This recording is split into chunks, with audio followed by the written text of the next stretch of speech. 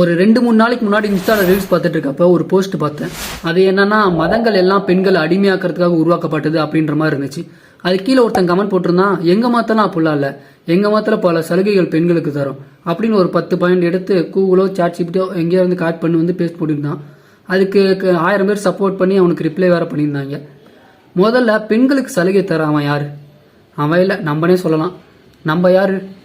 எங்கேயாச்சும் மதத்துல பெண்கள்லாம் சேர்ந்து ஆண்கள் இப்படிதான் இருக்கணும் அப்படின்னு அவங்களுக்கு சலுகை தரோம் அப்படின்னு எங்கேயாச்சும் 10 பாயிண்ட் எழுதி வச்சிருக்காங்களான்னு பார்த்தீங்கன்னா இருக்காது. எல்லா மதங்களும் பெண்கள் அடிமையாக்கிறதுக்காக உருவாக்கப்பட்டது தான். எல்லா மத கொள்கைகளும் பெண்களுக்கு எதிரானது தான். இந்த உலகத்துல புதுசா வந்த கலாச்சாரங்களா இருக்கட்டும், இல்ல ரொம்ப பழசு அப்படின்னு பெருமை பேசிக்கிற கலாச்சாரங்களா இருக்கட்டும், எல்லாத்தையும் எடுத்து பாத்தீங்கன்னா பெண்கள் அடிமையா தான் இருந்திருப்பாங்க. ஏன் நம்ம ஊர்ல இருக்க டிவி சீரியல் எடுத்து பாத்தீங்கன்னா கூட எல்லாமே பெண்களை டார்கெட் பண்ணி தான் இருக்கும். அதுல என்ன சொல்லி தராங்கன்னா, மாமியார் வீட்டுல போய் எப்படி நல்லா சோறாக்கி போட்டு நல்ல பேர் எடுக்கணும் தான் சொல்லி தராங்க. இப்படி கலாச்சாரங்களை கட்டி காப்பாத்துறோன்ற பேர்ல பெண் அடிமைத்தனம் தொடர்ந்து நடந்துட்டு தான் இருக்கு. அந்த கால புராண கதைகள் கூட பெண்ணோட கருப்பை வச்சுதான் எழுதியிருக்கோம். சொல்ல போனா இந்த பெண் என்னோட ப்ராப்பர்ட்டி அப்படின்னு உரிமை கொண்டாடுறதுக்கு தான் மேரேஜ்ன்ற சிஸ்டத்தையும் உருவாக்கி வச்சிருக்கோம். நிறைய பேர் கேள்விப்பட்டிருப்பீங்க இந்த யானையை சங்கிலி போட்டு கட்டி வைக்கிற கதை. அது என்னன்னா, மனுஷன் என்ன பண்ணுவோம்னா, யானையை சின்ன வயசுல சங்கிலி போட்டு அது காலை கட்டி வச்சிருவோம். அதை உடச்சிட்டு வர முயற்சி பண்ணி பார்த்து முடியலன்ட்டு ஒரு நேரத்துல விட்டுரும்.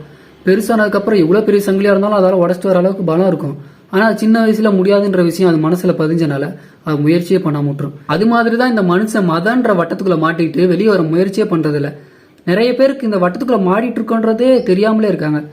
அதான் அம்பேத்கர் சொல்லியிருப்பாரு, தான் அடிமையா இருக்கிறத உணராம அடிமைத்தனம் ஒழியாதுன்ட்டு.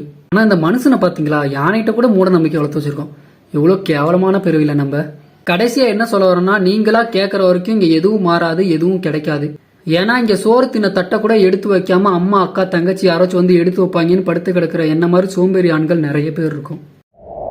ஒரு பொண்ணு எந்த மாதிரி உடையணும், யார் கூட பேசலாம், யார் கூட பழகக்கூடாது, எத்தனை மணிக்கு வெளியே போகணும்னு பொண்ணோட சுதந்திரத்துக்கு எதிராக உருவாக்கப்பட்டு வடிவமைக்கப்பட்டதான் எல்லா மதங்களும். இந்த அறிவு கூட இல்லாம எல்லாம் வந்து கமெண்ட் பண்றாங்க 1000 பேர்.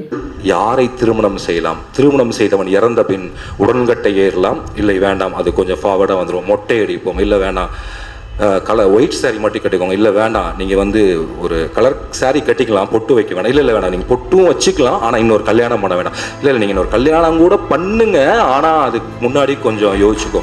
இந்த ஜாதி பெருமை இல்லாட்டி இந்த இன தூய்மை என்பது பெண் உடல் மீது தான் கட்டப்பட்டிருக்கிறது. பெண் உடல் மீது கட்டப்பட்டிருக்கக்கூடிய கற்பின் மீது தான் கட்டப்பட்டிருக்கிறது. கடைசியா ஒன்று சொல்லணும்னு நினைச்சேன். என்னன்னா, அந்த யானை ஒரு நிமிஷம் நினைச்சதுன்னா சங்கிலியாவது மனுஷனாவது மாயராவதுன்னு உடச்சிட்டு வெளியே வர முடியும். அவ்வளவுதான்.